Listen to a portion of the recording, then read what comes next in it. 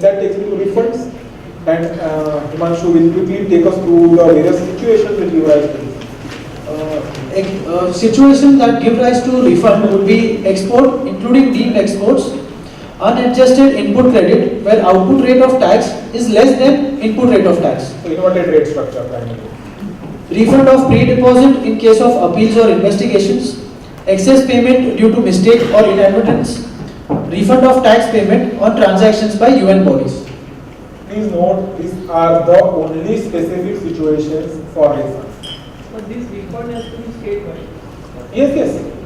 State and center. State and each state. In each state you will have to refunds. The C part will be separate, S part will be separate. And then if you have 30 states, then 13 will be.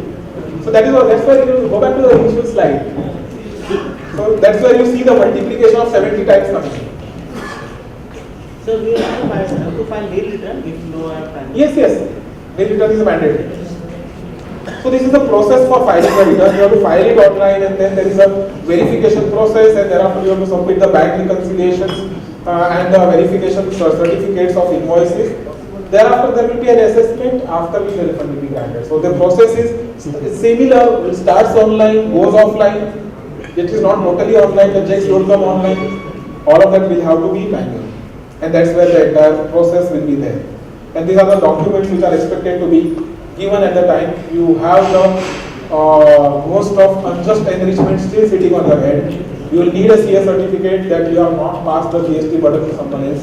So today also in excise we have many cases where even though you have passed on the duty or not, they'll say it's deemed to be passed, and most of the refund claims are rejected on the grounds of unjust enrichment. So that is something which is going to be a concern even in the future. There has to be the principle of unjust enrichment will continue to apply to this indirect tax. And then they have given various situations on what should you do if you have accumulated ITC in various situations. So Aman will walk us through this.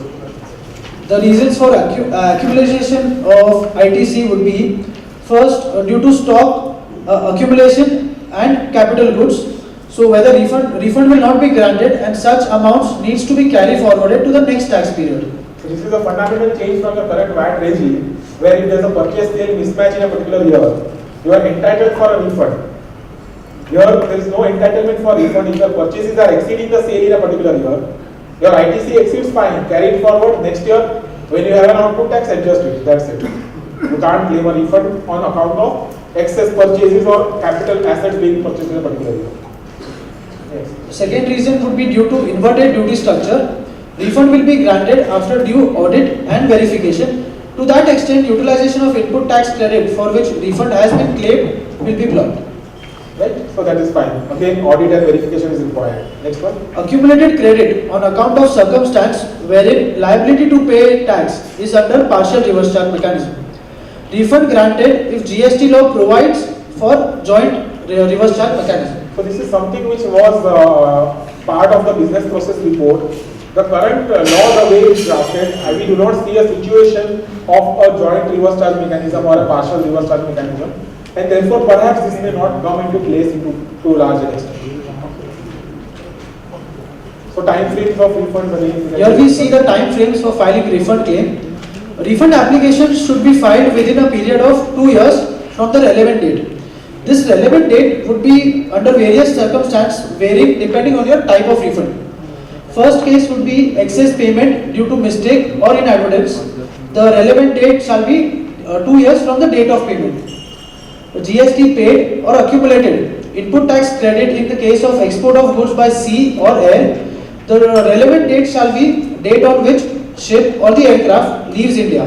This is different from the current one. Currently, the relevant date is the let export order date. Here it is the sailing date. So there can be a few days of difference between these.